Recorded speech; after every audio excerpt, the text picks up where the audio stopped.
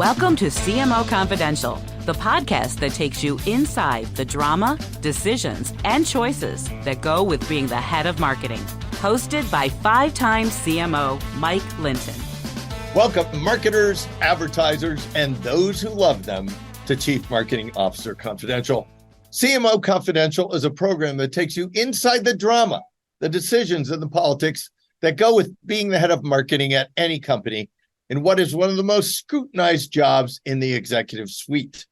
I'm Mike Linton, the former Chief Marketing Officer of Best Buy, eBay, Farmers Insurance, and Ancestry.com, here today with my guest, Tom Seclow. Today's topic, a 360-degree look at the CMO interview and insider dishes on what really happens during the interview process. Tom has been with Stuart, one of the best search firms, for nearly 25 years after starting his career in advertising at Foot, Coat and Belding. That is a blast from the past. He specializes in CMO and customer experience searches, and this is his second time on the show. Full disclosure, I've known Tom since our paths crossed when I was an assistant brand manager on Safeguard at P&G, and Tom's now wife was the account executive. Welcome back, Tom. Thank you, Mike. A pleasure to be back on the show, and thanks for hosting this. You're more than welcome. Okay, so the plan for today is to look at the interview from the perspective of the candidate, the company, and the search firm. And why don't you start, Tom, by setting the stage for us? A company calls Spencer and says, I want a CMO or I want a head of marketing. What happens next? Yeah. So the most typical kind of scenario is we sit down with the hiring manager, and the hiring manager it's often the CEO, sometimes divisional president, sometimes accompanied by the head of HR, and they lay out to us what the job entails. And we usually try to get a running start of not just the job that they've spec'd, or maybe even sometimes they're using the spec from when they hired their last CMO, but understand the context of what's happening in the business, what the challenges are that they're facing, and get a broader perspective, which is helpful on a bunch of measures, as you can imagine, to help frame the role and not just lay out the responsibilities of what the marketer, what they think the marketer is there to do, but also how the marketer is going to have impact on the overall business. And we also like to, in that part, we call it the environmental, we like to talk to other people who are going to weigh in. So those who will be interviewing the candidate, we want to get their take too. And often we will find that there isn't complete alignment on what the job is, and it's not our job to solve that necessarily, but at least to flag it so that we have enough alignment that we know what we're looking for, and we know if there are pieces that may not be as apparent. Yeah, so well put, Tom. So we had a business professor from Darden who basically said that it's very rare in her mind that there is alignment, and a lot of times the company gets the job spec wrong because they are using an old job spec, or they actually may not 100% agree on what they want. How often do you think they need adjustments when they call you in? Yeah, and let me say something, because I do talk to my peers who recruit functional leaders for CFOs, CIOs, HR, legal counsel, and stuff. And those job specs are much more consistent. Marketing is interpreted different in different companies, even in the same competitive industry sectors. Right. We typically will tweak them, and I do think we do get enough alignment on what good looks like. And in fact, when we have searches that go awry, if you trace it back, it's usually because there wasn't alignment on what that job spec was up front. So the job spec is important, and we do interview. We conduct our interviews against those job specs, and we encourage our clients to, follow that also. So you've talked to the company, you've talked to the hiring manager, and a lot of the panel. Now you're setting up for the search. How do you do it? Like, you're calling, just tell us what happens. Yeah, so we document the job spec. You've seen them probably, and just a few, just a few, and they're intended. That document is intended. It is our brief, so it's intended to provide a measuring stick of how we evaluate the candidates, but it's also a marketing document. So it should be written in a way that's going to be enticing and lay out, what the candidate needs to do. And importantly, there's a section on ours called desired outcomes, and that lists 2 or 3 things, and those often make their way into the actual bonus structure for that candidate, the MBO. So I mean, it's not just a throwaway, but actual, here are the 3 things you got to do in the first year. Give us a couple examples of what are good, desirable outcomes. Yeah. And I think what are poorly written outcomes. So the more specific they are, the better, generally speaking. So if one of the things is the team is weak and you're being hired to fix the team, to help assess the team that's there, to retrain, to recruit new people as necessary, et cetera. And if there are specifics about, the team, not naming names or positions, but specifics about the team, that's a good thing for somebody coming in to grab onto, to go, oh, I get that. That's what needs to be done. Or if it's about, whatever the topics are that the company is struggling with or needs to be done, something that needs to be fixed. If it's about maintenance or like brand health or kind of general attributes, that's not as good. Oh, a real conceptual one, like we want our brand to be stronger. That is a weak spec. Exactly.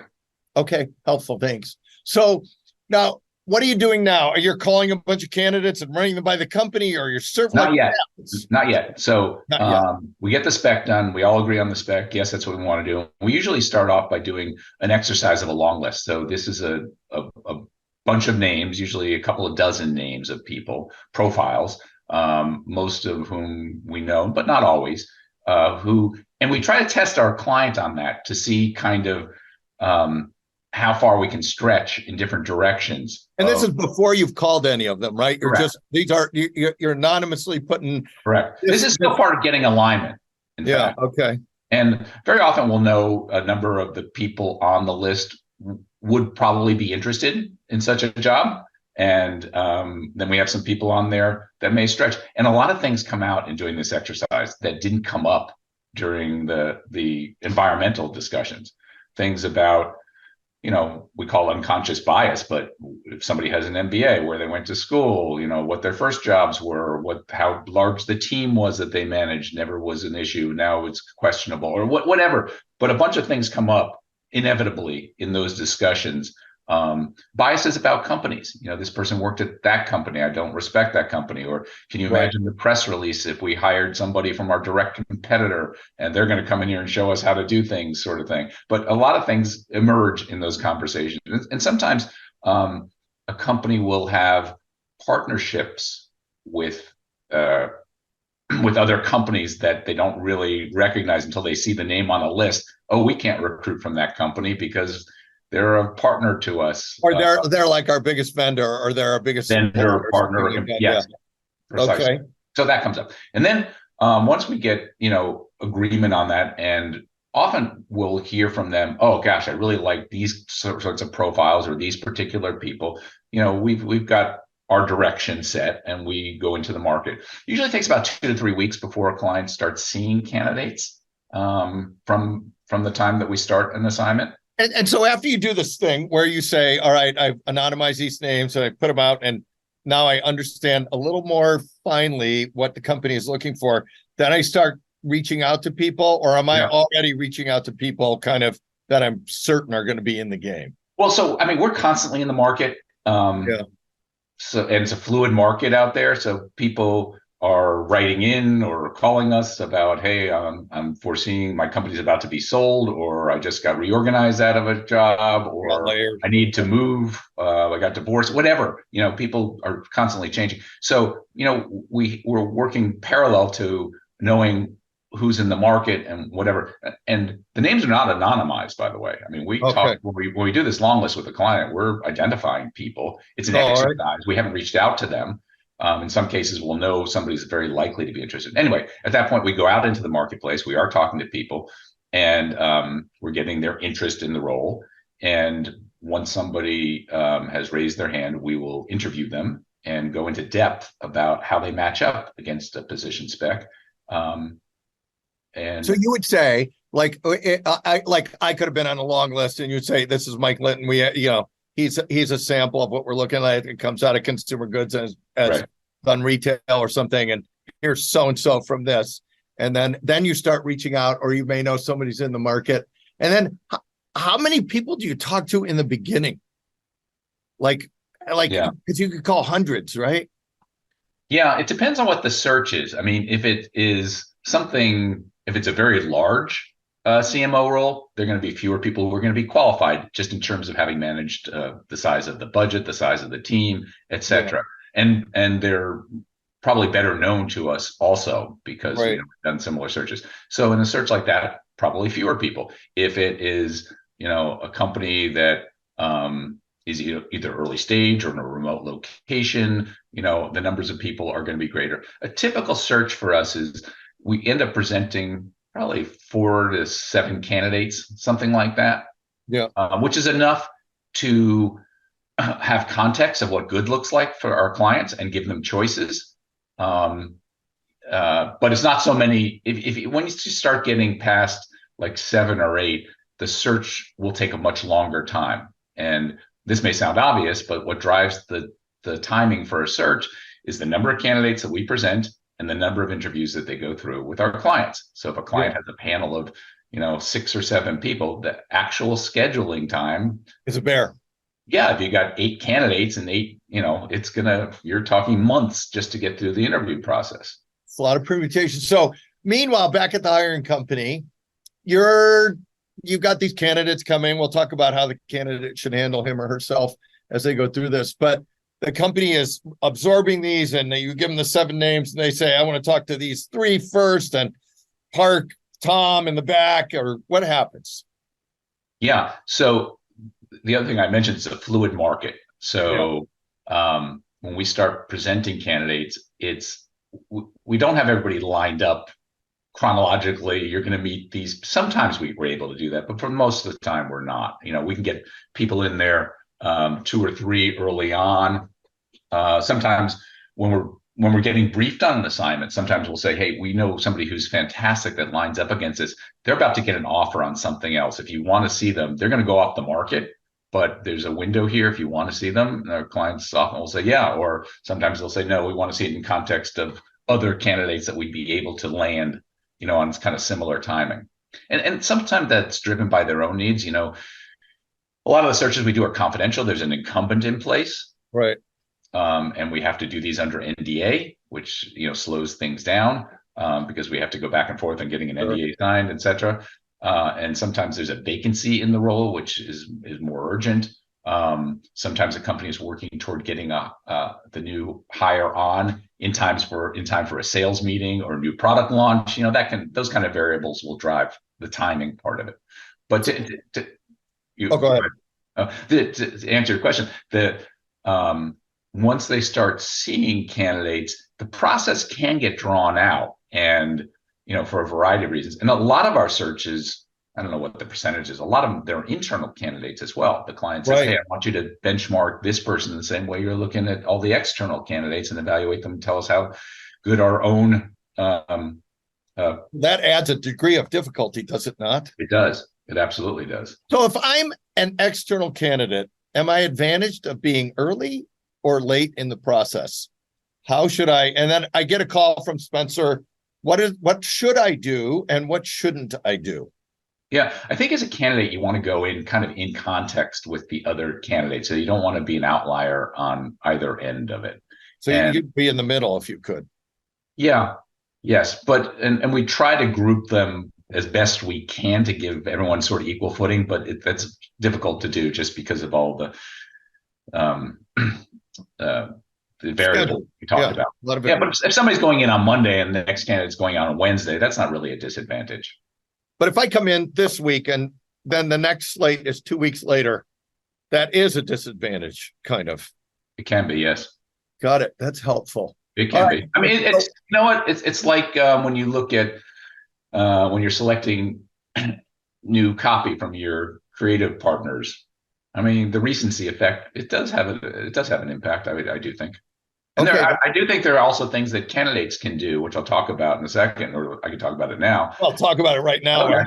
I think candidates, if they are hungry for a job and they know that they're going in early in the process, in the interviewing process, they can sort of create a little mini campaign for themselves. And I've advised candidates to do this, where you pick up on things in the interview conversation that if it drags into weeks since you were last in there, right? Send an email and say, hey, I just came across this, or I was just thinking about the question you asked me in our conversation, and things that show you send like little crispies back to the company. Exactly. I saw it, and here it is. Exactly. That I want to stay in your consciousness. Exactly. But they have to be relevant. So it's not just, hey, remember me, I still want the job. I read an article with your company in it. Yeah. And B, you got to balance that fine line of being a pest and showing interest. So what are some no-nos? You just gave us some, try and be in good context. Recency effect is to your advantage. If you are early and you really want the job, stay connected tastefully. What's some things you should not do as a candidate? Well, in the interview itself, there are a whole lot of them that I'm sure you've probably heard about or seen. Yeah, maybe yourself. Done. So maybe not. Yeah. In the actual interview, but in the process, I think one of the hardest things is patience, and particularly if you're an internal candidate, because this is going on and you're distracted, and of course your interest is hearing back from the company and what's my next step. And they're going through a process that can take weeks, sometimes months, to meet other candidates. And it's usually about wanting to feel thorough, that they've met a lot of people. It's a big decision. The intention is to keep this new executive as part of their C-suite for a long time to come. And they want to make sure they get it right. And I think from a candidate's perspective, it's like, why am I not hearing back? Yes. I haven't heard anything. Gosh darn it, Tom Seclow has not returned, I haven't heard back from him. The reason that you haven't heard back typically is that, there is no news that they're, and where's the feedback on me? The feedback is typically comparative. I like this about this person and that about somebody else. So they need a point of comparison to have that and provide it, in the context of how you're doing. So, I know it's an easy thing for me to say, to be patient, but how long is patience before you reach out? Like, if I don't hear anything from Tom Seclow, who I know is very busy and important, but if I don't hear anything for 2 to 3 weeks, do I reach out to you to show that I'm interested, or do I play it cool and do nothing? There's no harm in reaching out and saying I'm interested. I think, when frustration shows through of why am I not getting any feedback? And part of my role in this is I try to give every candidate real feedback that goes through a process. So I know that they're preparing for this. It's they take time off. They're often traveling to go meet with clients, or at least they're studying up, and they're putting their heart on the line in doing this. And part of my role is to give them real feedback, whether they are selected or not. And if they're not selected, to know how they showed up. I've spent time with them, and I took a bet on them too.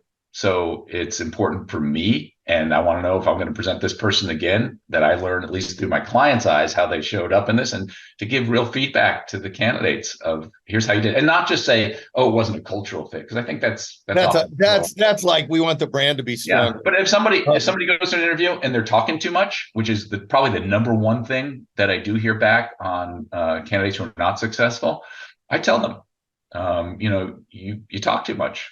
You got to listen for cues of when, and I've kind of traced this back. I think the reason that a lot of candidates talk too much, and this is not just for CMOs, it's for all execs, and I do a lot of CEO work.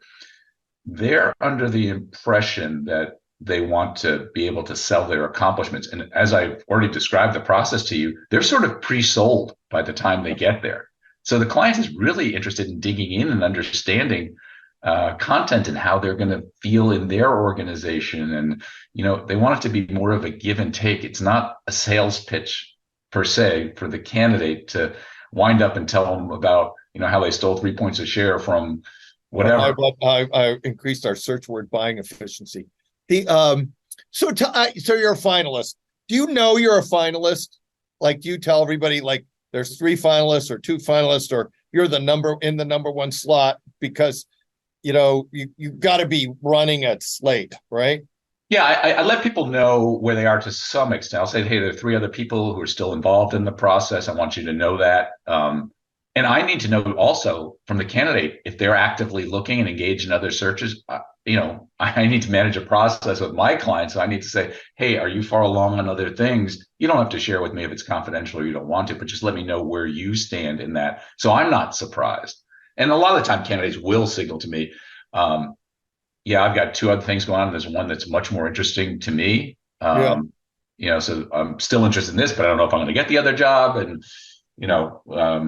we'll help play that into the equation. And how about when like they say there's a lead candidate, but you're still in the running? Do you tell people that like you're the backup choice, or how does that work? Depending on the circumstance. So I can't abdicate any negotiation position and tell somebody you're our absolute choice in this. Right. They really want you and nobody else. And yeah, now I'm reluctant to do that in most circumstances, and it is circumstantial.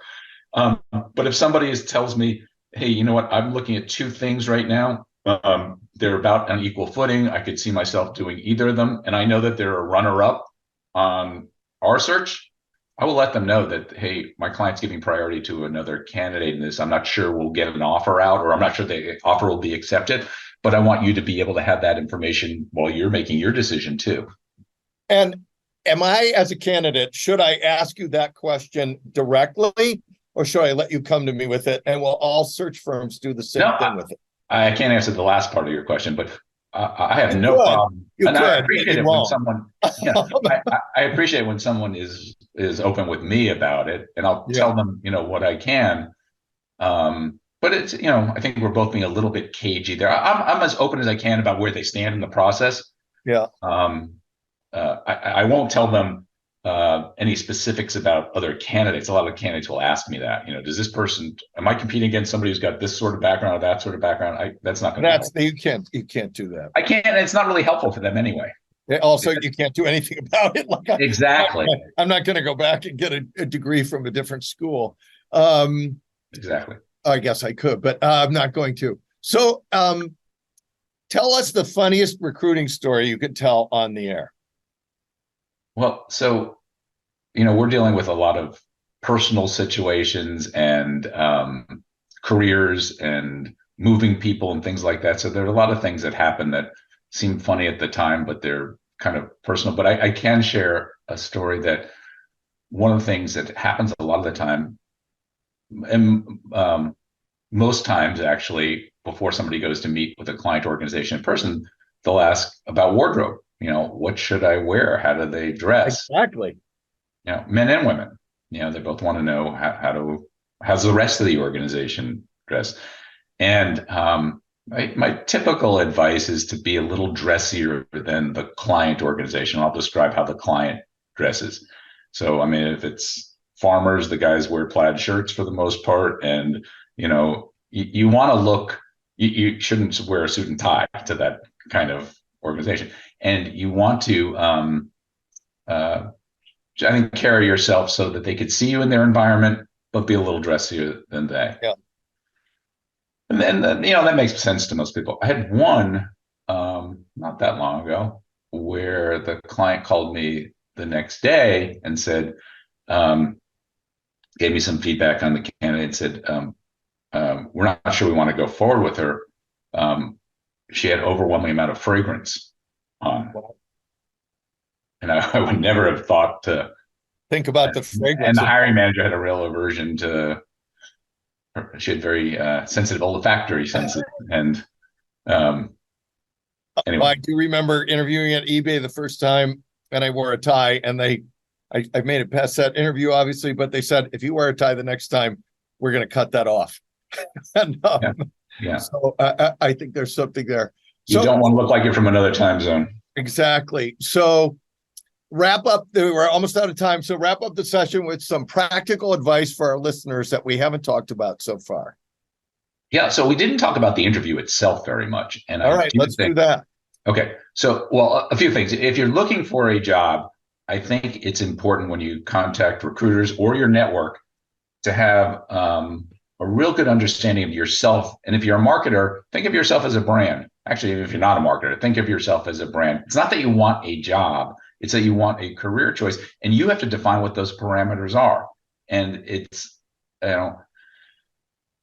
my colleagues and I all get lots of calls and emails saying, right, I've done this, I've done that, I've done this. I flip that around typically and say, well, whose job do you want to have? Yeah. What's the right next job for you? And don't put it on me to evaluate, you did this, this, and this, so here's the best job for you. I want you to tell me, gosh, my dream job is to be the CMO of this company because it involves technology, media, and entertainment, and those are my three passions, or whatever it is. And even go as far as to make a list of the companies. It doesn't matter if somebody's in the job, right? But just something to signal these are the kinds of companies that I would be most interested in for you to think of me for. So that's step one in the interview, is to have a brand and a story. Yeah, and that's really more for job seekers. And I'm distinguishing here because a lot of the people we place are not job seekers. They're entrenched in their job today. And we reach out to them and say, hey, here's a terrific role for these reasons and next step up in your career, or whatever that is. So anyway, framing what the opportunity is and what you're good at, I think, is really important. And you as a brand and how you should be thought of by recruiters and by your own personal network, either of which are going to be conduits for your next career kind of progression. The interview itself, I think it's really important to tell stories and to have your stories down and not try to address what you think the client's situation needs, even though they may ask you. Yeah. But tell stories that are parallel to what the job requirements are. What happens sometimes when a candidate has studied an awful lot about a client situation, they'll come in there and say, oh, you ought to be doing this, this, and this. That's a really bad thing. Yeah, you're leading with your chin, obviously, because they may have tried this, this, and that, or you don't know their business, or just the idea of doing that is probably going to put somebody off. Maybe later. Oh yeah, I want you bridging to an example that I can take if I want, but don't tell me about a business that we've been working on for 50 years that you're not even in. Exactly. So you can say, when I faced a similar sort of situation, here's what this, and stories, by the way, should have a beginning, middle, and end. Here's what the situation was. Here's what I did with the team. Here's what the outcome is. And the outcome needs to be punctuated with facts, figures, some numbers, something measurable. And then everyone loved me. So what, those are the two things. So what's a last piece of practical advice for the interview that we could close the show on? Send a thank you note. I like, what should you put in the thank you note? Like, do you want to give a perfect send the thank you note and tailor the thank you note to the interviewers. The client organization, they do share. They'll say, "Oh gosh, you got the same note as me." Yeah. No, yeah. Don't make it exactly the same, because that becomes hilarious. That just becomes hilarious. I've been on that where it's like, this is the nicest thank you note I ever got, except for the one that Tom got, which is exactly the same. Yeah. Well, you laugh at that, but it does happen. No, I've shared it around with my team. And then the other advice that I offered is, if you're in a process, be cool about the timing. Check in, especially if you're getting disgruntled or if you're heading toward an offer on something else, make sure you're checking in. And then I think it's incumbent, on the recruiter to give feedback. That's at the right point of actual feedback, something that's going to be constructive, something you're going to learn from. I mean, you don't go out on that many job interviews, and it's an enormous amount of time and commitment to do that. So make sure you're collecting feedback, and that's on me, as a recruiter too. But I think it's on the person who's being recruited. Don't just, if you didn't get it, don't walk away with your tail between your legs and go, oh gosh, that was not a good experience. Learn from it. Well, and I hear you also saying, ask for the feedback if you don't get it. And then all they can do is say no. So that is a great way to wrap this up. Thank you, Tom, and thanks to everyone for listening to CMO Confidential. Look for more of our shows on Evergreen, Spotify, Apple, and YouTube, which include an operations-trained CEO dishes on what he really thinks about marketing. A B-School professor talks about brand value, measures, and the metaverse. And a primer on the marketing CFO and why you might need it for your organization. Hey, all you marketers, stay safe out there. This is Mike Linton signing off for CMO Confidential.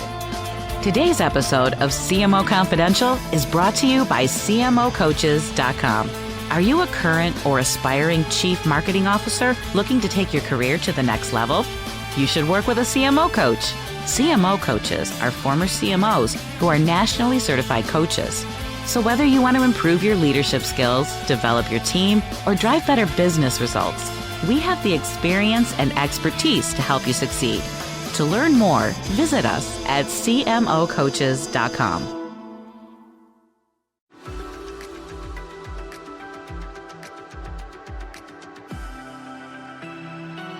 Are you tired of the same old productivity hacks? Have you read the top 20 books on effectiveness, and yet your workdays and email inbox still causing anxiety, burnout, and even depression?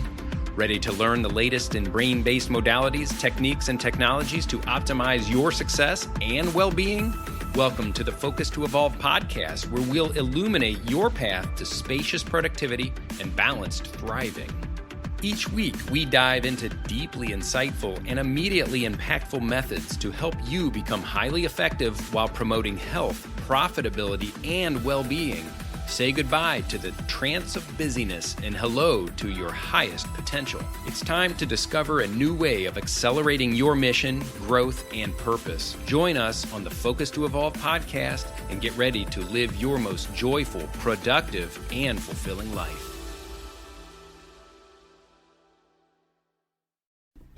Great careers are forged out of great relationships. Your success, whatever your field, relies and thrives on the support and insights of others. I'm Andy Lapata, an author and speaker on the power of professional relationships. In the Connected Leadership podcast, I have the privilege of interviewing people from around the world to understand the relationships that have made a difference on their journey and how their insights can help you. From Nobel Prize winners to Olympians, from NASA astronauts to peace campaigners, my guests have shared some captivating moments from their lives and careers. Combined with experts from leading universities, cutting-edge authors and giants of business, the Connected Leadership podcast aims to inspire, educate and entertain.